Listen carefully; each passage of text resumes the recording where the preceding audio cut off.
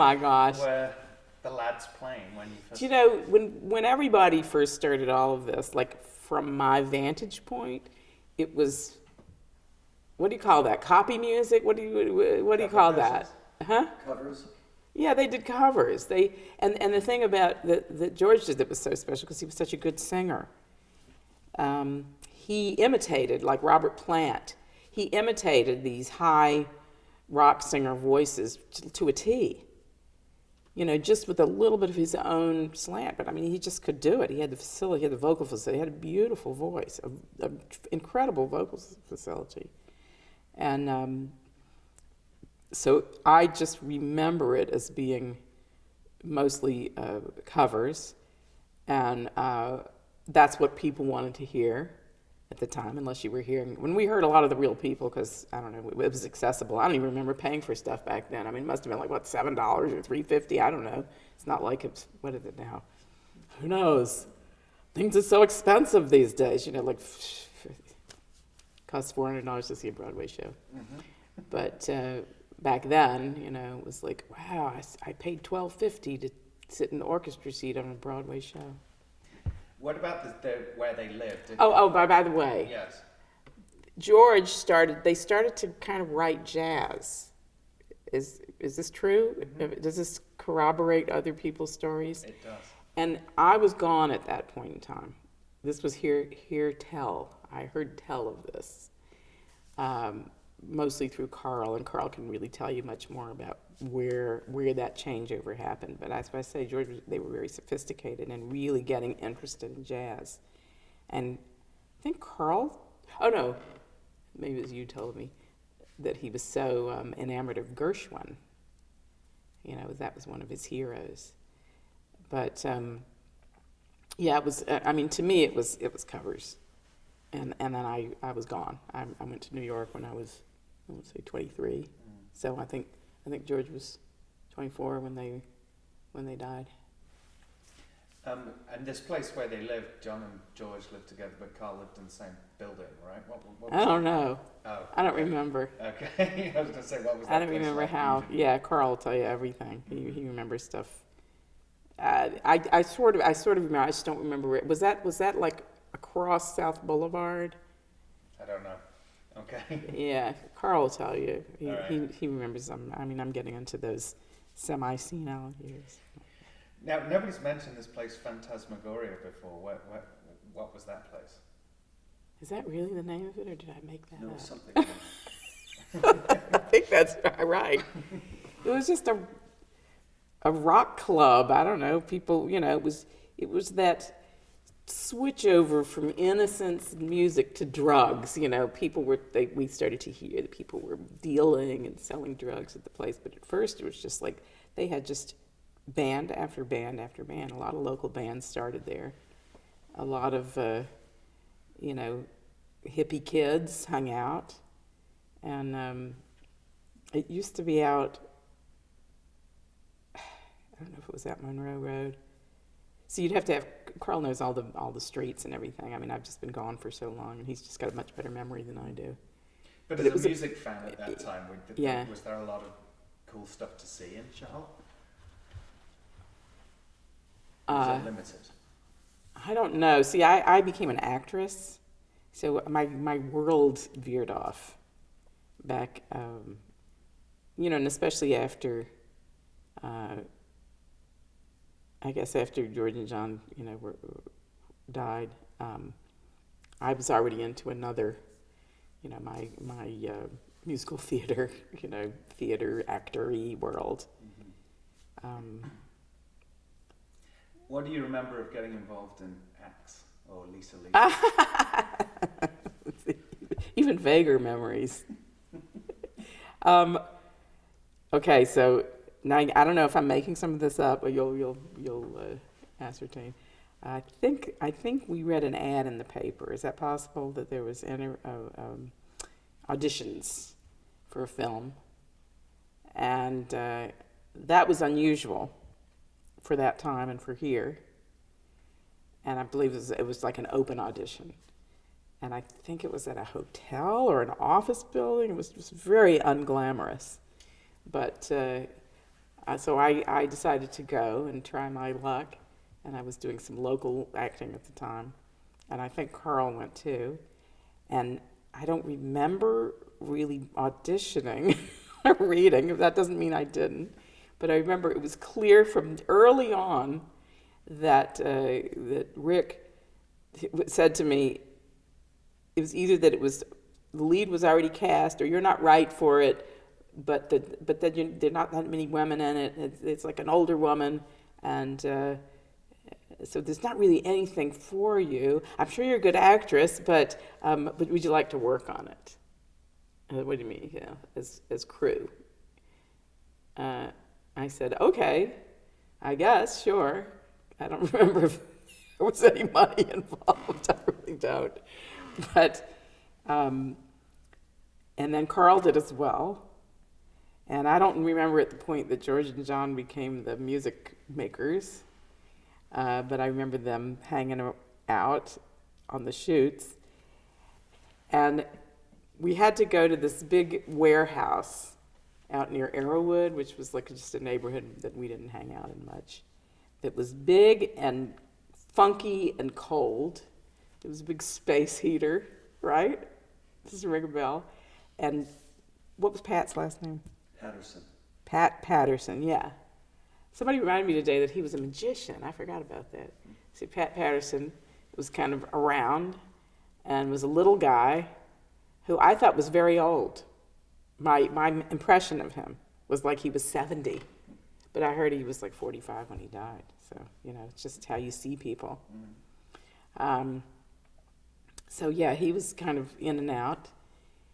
And then there were shoots that I remember on a porch somewhere, you know, like, or indoor, outdoor shots, like going in and out of some funky house. And I had to, you know, fetch the blood, like get the fake blood and bring it over to the makeup guy, who was, right? Worth Cater. Oh, as I'm saying, Worth was the makeup guy, and then also I remember somebody saying to me, Lenore, go get the magazine or go get the second magazine, and I was like, what is that exactly? And it was that. I don't even know what it is still, but it was like the film, you know, the big thing of film. They still have those these days? Well, we don't really shoot on film that much. Yeah, really. But I just remember fetching stuff, bringing coffee. It was kind of, you know, not very glamorous.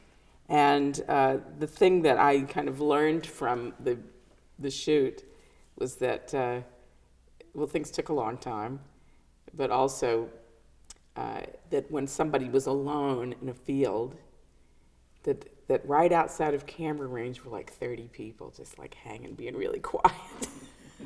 So every, you know, film was just this illusion of isolation that isn't isolated. You know, love scenes, people naked, there's probably like 45 people like standing there watching on the other side. So that was a revelation at the time. Was that the first movie you'd worked on? Yeah. So, but you still continued this career until, so it can't have been that unglamorous that you continued. Well, I mean, I did mostly stage and singing since then, and raising kids, and I'm not a household name yet. So. But do you have fond memories of working on the movie? Oh, absolutely. I mean, you know, it was just a kick. And I vaguely remember now, I have to see the movie again. Also, I sort of knew Leslie, you know, Leslie Lee. And I think I don't really remember seeing her do much. I don't know if I was not around during much of her filming. I remember thinking in film acting, like less is more, as opposed to theater where you had to be, you know, bigger.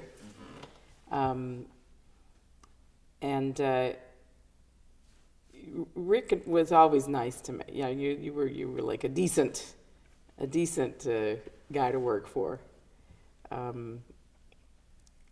So in that way, and I mean, we were still friends. I think at the end of it, you know, it was like we were all, you know, it was a good feeling. But I remember maybe seeing the film at the drive-in and thinking, like, this is really dumb.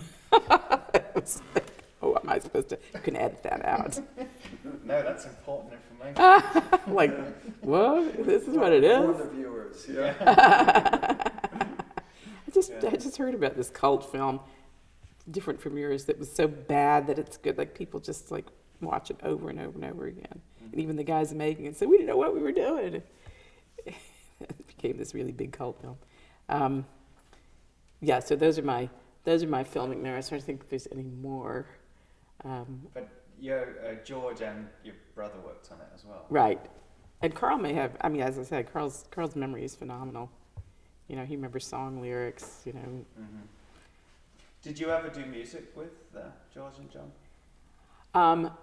Aside from the singing in the subway, I'm pretty sure I did some Crosby, Stills, Nash harmony stuff with them at a couple performances with Carl and George mostly, like singing. I don't remember John singing as much. You know, John was a drummer. Mm-hmm. It doesn't mean he didn't, but you know, as I said, my crossover with them was limited in the grand scheme of things when you think how old we are now. So, do you remember what happened on the night of the accident and then how you found out? I sort of about do, it? yeah. Yes, and I will cry. I mean, I may cry, but there's a phenomenon in New York. It's like the Borscht Belt, do you know, from the Catskills, where all the comedians honed their craft, you know, Rodney Dangerfield and Lenny Bruce and all those people. So when I was first in New York, I guess in the 70s, the Jews would go up to the Raleigh Hotel and the Pines and Grossinger's and all these big Catskills hotels for the High Holy Days or for Passover. And I got hired as a singer in the choir. They would hire a rabbi, they'd do the services, and they'd have a cantor, and the cantor would hire a choir. So I did several of those gigs.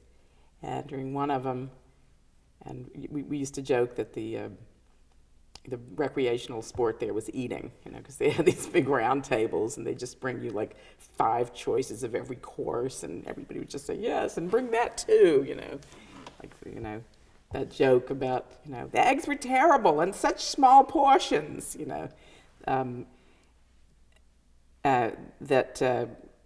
remember sitting in the dining room, and this was before the days of cell phones and answering machines, and, you know, you either were home to hear the phone ring or nobody found you, you know.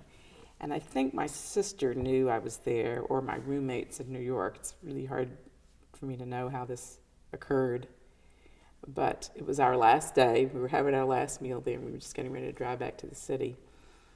And one of the waiters came in and said, "Are you Lenore Firstman?" And I said, "Yes." And he said, "You have a phone call." I was like, "Really? Why would somebody be calling me here? You know, or who knows I'm here, first of all."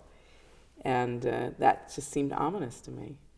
So I came out, and it was my sister Joan, and she said, "I have sad news for you."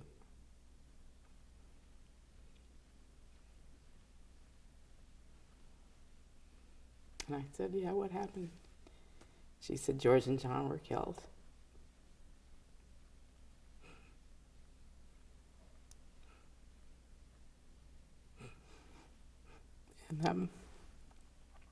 And I was like this. Couldn't believe it. Because they were so young and vibrant and special. I mean, just loved them. And I guess, I don't know, my father had called, but I heard today from John's brother. He said, my dad identified the bodies, which I never knew. He says they couldn't do it, and he said he would do it. So, not sure how my sister got the news, but it was traumatic. And I remember her saying, "I'm so sorry to tell you this," because she knew, you know, that I loved them. And also how much Carl loved him. And it was such a trauma for him. I mean, he was a young guy. We were all really young. He was the pallbearer at both of their funerals. I don't remember if it was a single or double. I think it was a joint. I Yeah. kind of remember that it was double. Mm-hmm. But I remember having this feeling that, oh my gosh, they're up there laughing, like the boys in Thomas Sawyer, just watching it all. Mm-hmm. Because to have that kind of life force snuffed out like that just didn't seem right. Not that it ever is, but it was shocking. When did you speak to your brother? Was it soon afterwards? Yeah, I'm pretty sure. I just don't remember. Yeah. I just know that, even to this day, Carl and I have talked so much about them and kind of speculated and what would have happened and what did happen. And what have you speculated? Well, it's just kind of what we always thought, that George is just, I've known a lot of musicians, and I'm sure among the people you've talked to, like these guys are great musicians, and they've known a lot of musicians. And I think George is one of the most talented people I've ever met. And probably John as well, but I think because of George's kind of charisma, personality, creativity, and stage presence, I think he would have been a big force in the entertainment world. What was it about the stage presence? Is it possible to articulate? I have to blow my nose. Oh, absolutely. Yeah, you take your time.